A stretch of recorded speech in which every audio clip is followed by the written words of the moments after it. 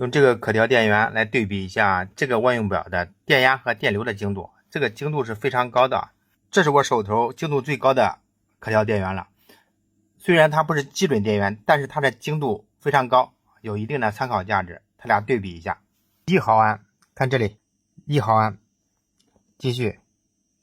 10毫安 0.01， 这边10毫安，来个100毫安，也就是 0.1， 这边显示 99.6， 再来个150毫安 0.15， 这边显示 149.48。 然后咱们换大档位，超过200毫安要换到上边啊，这个档位要调一下，调到安上。 0.5 这边显示 0.499 0.5， 1安 1.5， 来个5安5安，表笔拽过来啊，插到这里边，咱们测一下电压，从 0.1 伏开始，这边显示 0.097， 这边显示 0.098， 继续 0.5 0.498， 这边 0.499， 然后1伏 0.99， 看这 0.99， 5伏 4.99， 这是 5.004， 10伏 9.998， 这边 10.008， 20 50， 好了，我这最高就是55伏了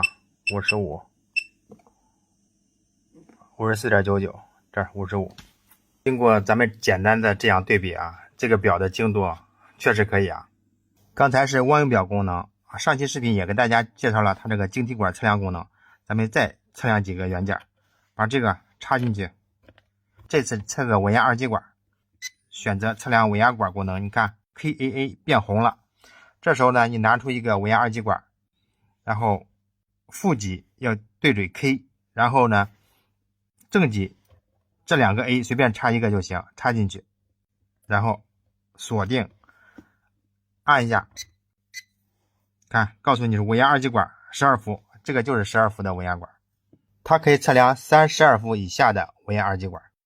再给大家测量一个贴片元件，这是个一位发的电容，可以放这里，也可以放这两个引脚。以前不方便的话，可以把这个插上去，放这两个引脚也行。放上去之后按住，让它接触良好，然后开始测量。1190纳法，也就是 1.1 微法。当然这上也可以测贴片的3极管、2极管等等。昨天演示了小型的晶体管直接插到这里锁定就行了。像这种中大功率的2极管或者3极管，可以用它配套这个钩子啊，这个1、2、3你随便钩，钩完之后它自动会判断出1、2、3角分别接的是哪一个极性。咱们看一下啊，按一下，它测试中它会告诉你这是什么元件，并且各个引脚的定义都有。看双2极管，1角和2角对应的是正极，1角2角在哪儿呢？你看1、2这儿写的有，也就是黑色和红色，黑色和红色对应的是2极管的正极。当然它可以测量这么多的晶体管，咱们就不一一演示了。感兴趣的可以到抖音血墙维修橱窗里点开链接看一下它的详细介绍。咱们下期见，拜拜。